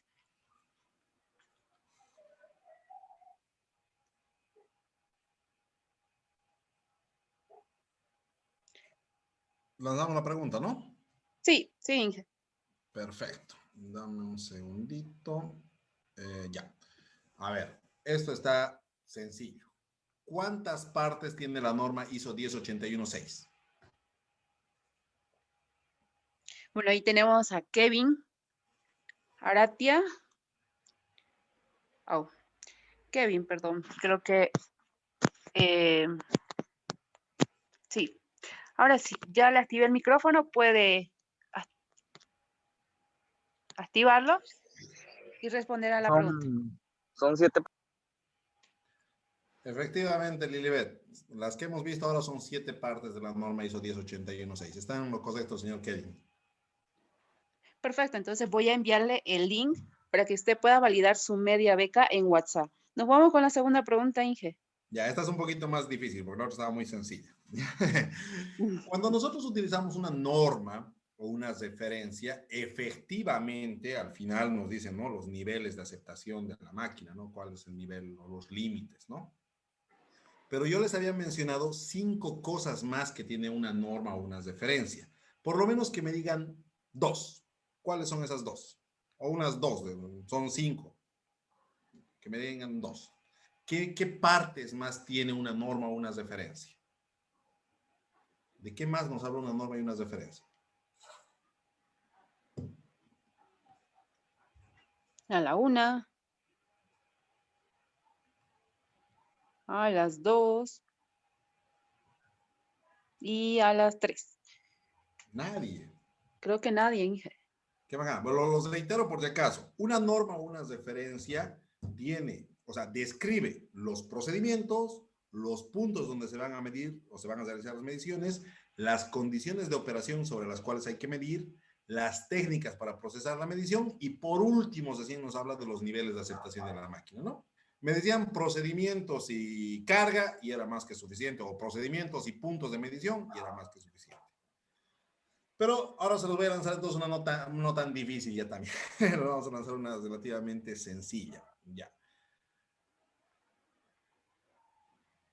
¿Por qué? Bueno, ¿qué era la limitante para que no usemos la norma ISO 108166? ¿Qué es lo que nos limita a no usar la ISO 108166? Generalmente, ¿no?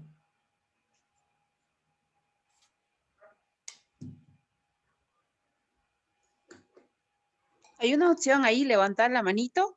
Eso les permite, pues, que sean las personas para poder responder la pregunta. Vamos a irnos a la parte del chat.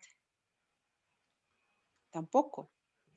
Antonio No Quispe. estuvieron atentos. Antonio Ahí, Quispe, levanta la mano. Antonio Quispe. Perfecto. Ya le habilité el micrófono, puede responder a la pregunta.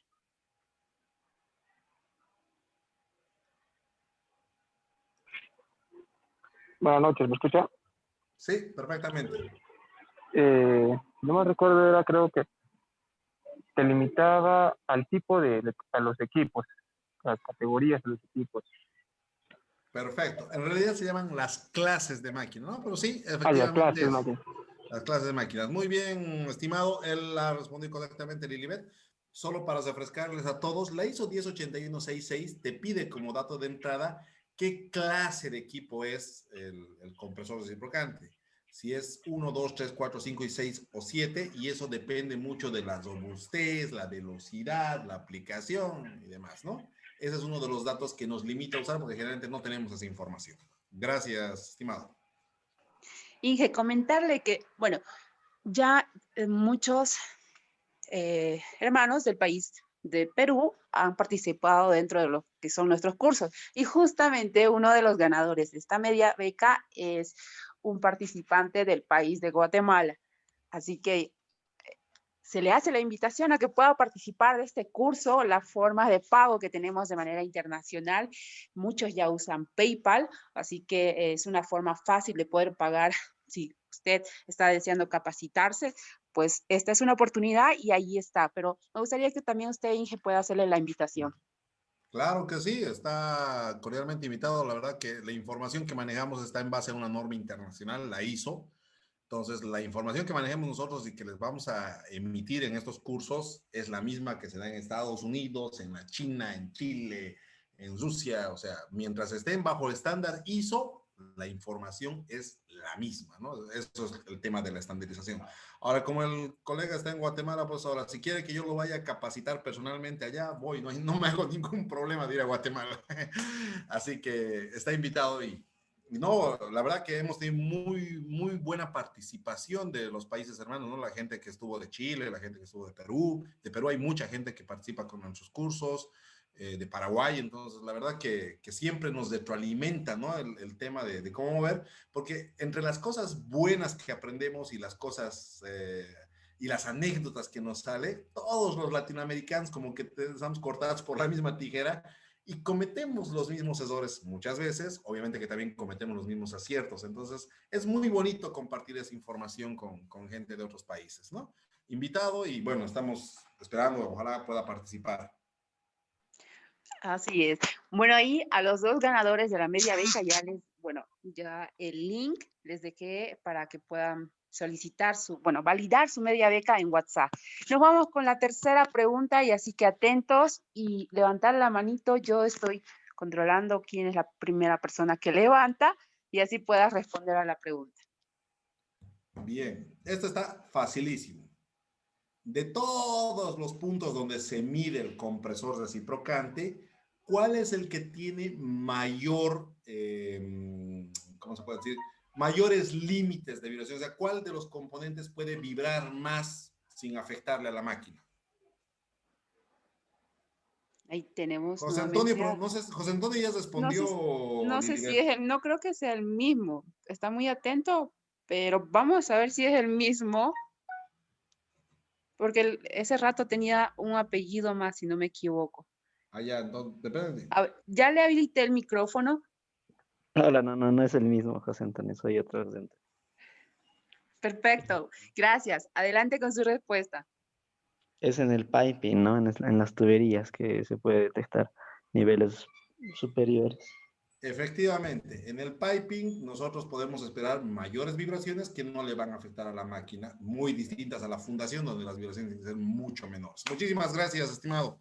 Está acertado, Lilibet. Sí, ahí ya le envié el link para que pueda validar su media beca en WhatsApp. Gracias. No, a usted, gracias por participar. Inge, bueno, ahí ya aún estamos muy atentos en sala, 40 personas. ¿Alguien ¿Ya? que quiera ganarse una media beca más? Claro, nos hacemos una pregunta más, no hay ningún problema por hacerlo. Ya, tengo una sencillita. Mencionen dos técnicas complementarias al análisis de vibraciones para evaluar compresores reciprocantes.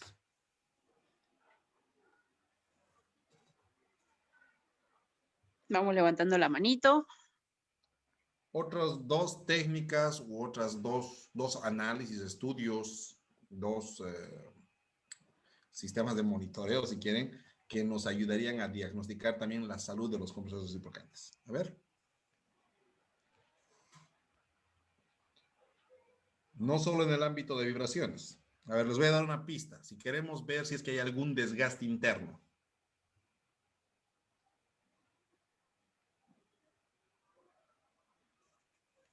¿Nadie?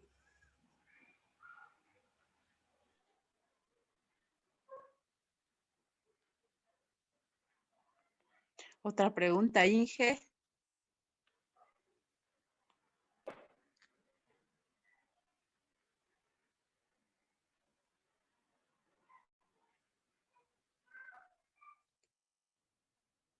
Ahí levanto la mano. Lo que sí no pude ver es quién fue primero, si fue, bueno, ahí tenemos a Severino Maturano, que ya es parte de todos los cursos de Adash, Edgar Orellana. Inge, ¿pudo ver quién fue el primero? Creo que se fue la señal. Vamos a revisar si sigue en sala. Bueno, sí está en sala. Ingeniero, no, se desconectó. Vamos a esperar, por favor, que se vaya a conectar. Bueno, nuevamente comentar un poco de lo que va a ser este curso. El horario para Bolivia es a las 7:30 de la noche. El horario para Perú es a las 6:30 de la tarde. Ahora revisando el horario de Guatemala, está 2 horas menos, que en este caso sería a las 5. A las 6, igual, ¿no? 5, sí, 2 horas menos. En Guatemala, aquí en Bolivia ya es las 9:30. Y allá es 7:30, es 2 horas menos. Inge, sí, se le fue, creo, la señal. Ahí nos quedamos con Edgar Orellana, Sí, le habilito el es un micrófono y tema puede ahí. responder la pregunta. A ver. ¿Nos escucha, no, Inge? Sí, sí, perfectamente. Aló, buenas noches. Ya. Buenas noches. ¿Cómo está? Buenas noches. Adelante con su respuesta. Bueno, las otras dos metodologías, ultrasonido y análisis de aceites o lubricantes, podría ser. Bien, sí, lo podemos clasificar. Análisis de aceite, análisis reciprocante y algunos ensayos no destructivos para verificar el tema de la estructura, de las estructuras, ¿no? Unas tintas penetrantes por ahí, unas partículas magnéticas, caería bien. Sí, está válida la respuesta, Lilibet. Perfecto, ya le envié el link para que pueda validar su media beca en WhatsApp y gracias por la respuesta. A ustedes, buenas noches. Buenas noches. Perfecto, entonces gracias a los 4 ganadores de la media beca, ya ahí validaron. Ahora mismo les voy a pasar toda la información y las formas de pago que tienen para este curso. Y bueno, nuevamente hacerles la invitación a que si aún no estás en uno de nuestros grupos de WhatsApp, puedes en ese mismo enlace solicitar que te agregue y así de esta forma estar informado de todos los contenidos, bueno, de los cursos, los webinars que vamos a tener en el cual tú puedes participar. También te hacemos la invitación de que puedas visitar la página en Facebook de Adashbo y seguirnos, así también estar informado de todos los eventos que vamos subiendo ahí ya en la página. Entonces, gracias por acompañarnos. Ahí la invitación a participar este curso de análisis de vibraciones categoría 1, el cual lo vamos a estar viendo este 26 de enero.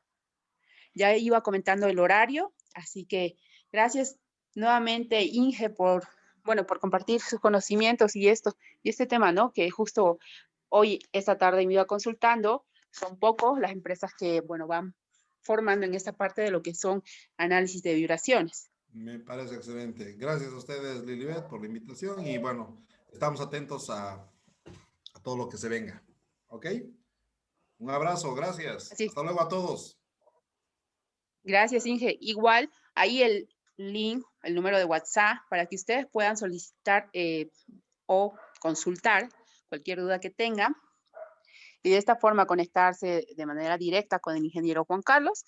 Él va a poder de alguna forma ayudarles con esas consultas.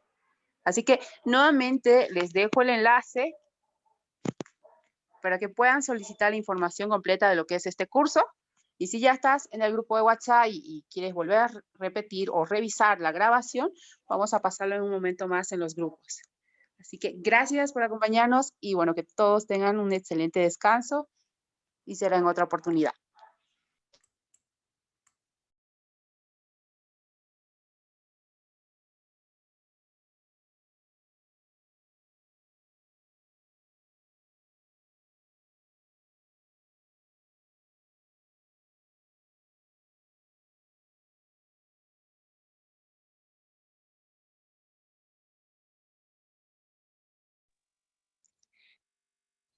Y antes de irme, igual los invitamos a que ustedes puedan compartir la información de este curso con otras personas que ustedes conocen del área y que sí necesitan capacitarse. Bienvenido ahí. Voy a estar compartiendo el link de la página principal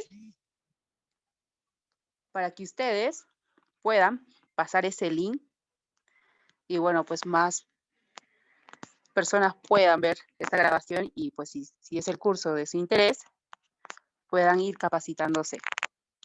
Ahí en el chat les dejo el enlace. Si gustan, lo pueden copiar y invitados a que puedan compartir. Buenas noches.